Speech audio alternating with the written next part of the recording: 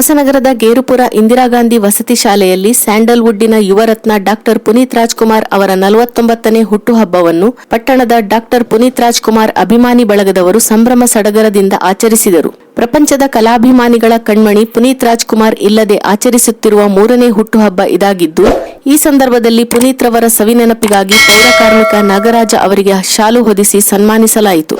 ಹಾಗೂ ಶಾಲಾ ಮಕ್ಕಳಿಗೆ ಪೆನ್ನು ಮತ್ತು ಕೇಕ್ ವಿತರಿಸಿ ಈ ದಿನವನ್ನು ಸ್ಫೂರ್ತಿಯ ಹಬ್ಬವಾಗಿ ಆಚರಿಸುವ ಪ್ರತಿಜ್ಞೆ ಕೈಗೊಳ್ಳಲಾಯಿತು.